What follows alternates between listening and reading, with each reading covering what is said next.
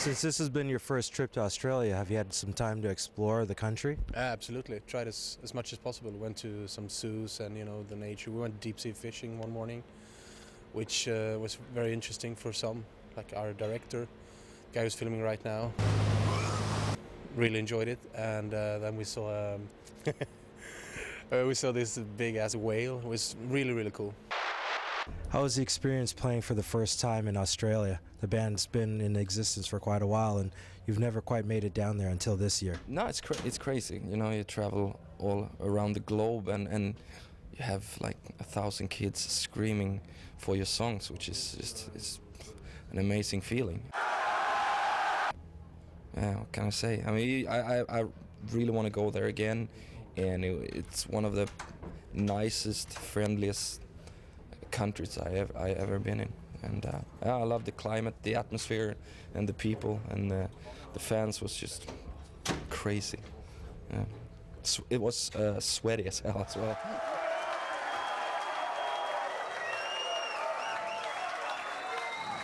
We want to take a fucking 10 years for In Flames to come back to Australia. Let me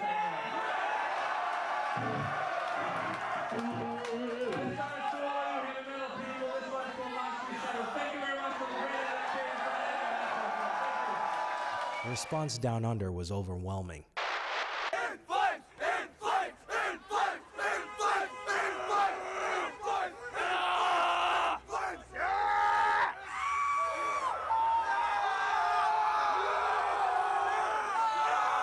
In Flames eventually ended up back in America, wrapping up their world tour with a final sold-out show at the Roxy Theater in Los Angeles.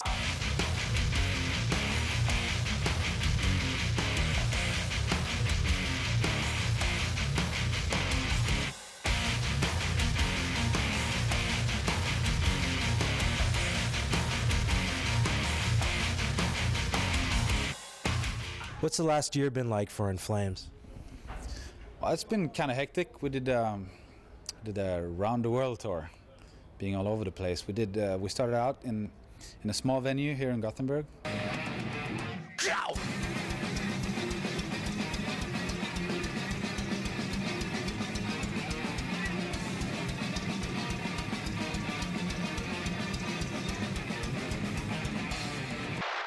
Anders, can you talk a little bit about the reason behind the Sticky Fingers show in Gothenburg? Well, we wanted to have like a really tight, small show where we are very close to the audience. I mean, these days we play a lot of big shows, and this is a one-time opportunity where the fans can come very close to the band. So we looked for a place where there could only fit like 200-300 people, and then we decided that we want to play the whole soundtrack album back to back, because it's great for us to show that we can actually play each and every song, and also we have one set where we played all the old songs, and not all the old songs, but basically the ones that we made videos for and so on, and work from back in '94 up till more recent days. And it was really cool to be that close to the fans, and it turned out really good on camera. It is very intense, and it hurts to look at the pictures, just like you're there, basically. Yeah. So how does In Flames end such a successful year of touring? Well, with a sold-out show at the legendary London Hammersmith, of course. Scream for me, Hammersmith!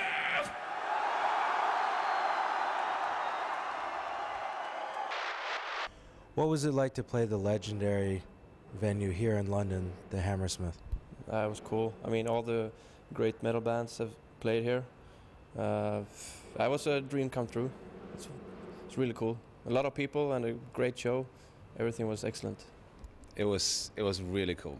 It's a classic ground, and it's something that we all wanted to do for a long time. And I understand you did a special tribute tonight. What was that like, and how did it go over? Yeah, we played a bit of Pantera's Fucking Hostile, and I think we did it pretty good. The crowd liked it. They sang along and everything.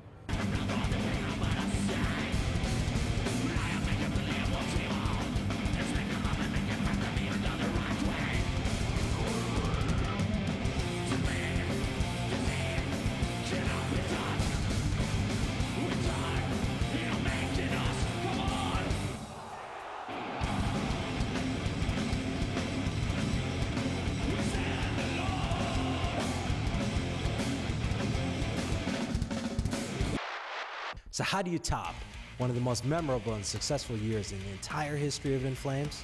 Well, you start the new year off right by taking top honors and winning the Grammy for Best Metal Album, soundtrack to your escape. And if that wasn't enough, how about being asked by Judas Priest to join them on their European tour?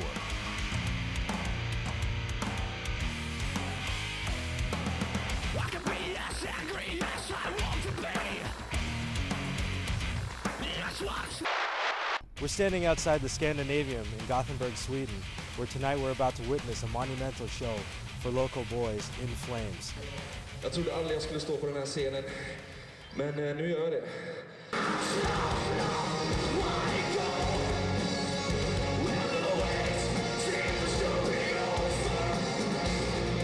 What do you do, and what's your name?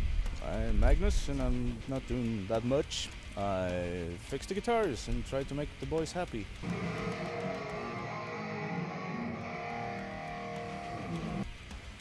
And how is that on this tour been so far? Tough, but fun as usual. It's a good tour. And how much longer are you going to be on this tour with the guys? I think we got about 10 more days.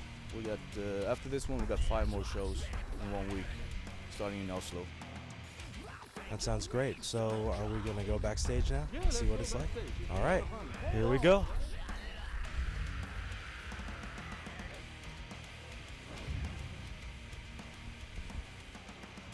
And we're entering the backstage area of the Scandinavian.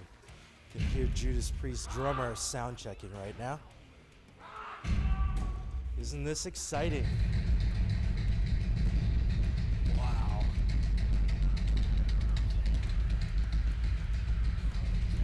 In Flames. They go on tonight at 7:40.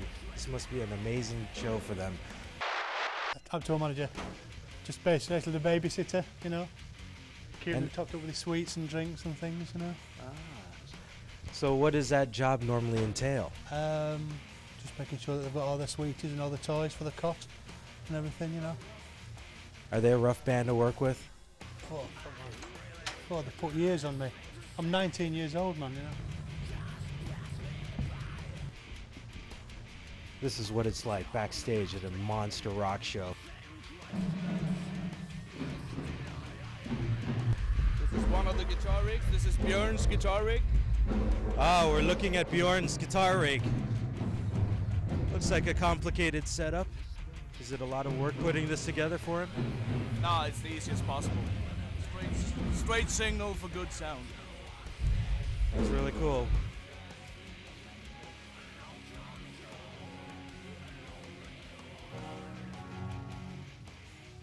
Looks like we're here with Jesper's rig. Magnus, can you explain what the rig is? Yeah, it's nothing much. We got a 5150 PV head for all the distorted sounds. And for the clean sounds, we use a line 6 PV, which we line straight to the mixing desk. And this is just the receiver for the wireless, so they don't have to use cables on stage and or get all messed up. Is it a really tough job working for both of these incredible guitarists? No, it's kind of nice. As long as they're happy, I'm happy. So it's important to keep them happy. What do you do when there's any problems on stage when you're working with one guitar player and something happens with the other? I'm running, definitely running. It could be a lot of running, but I can use it because I'm kind of fat. Is it a lot of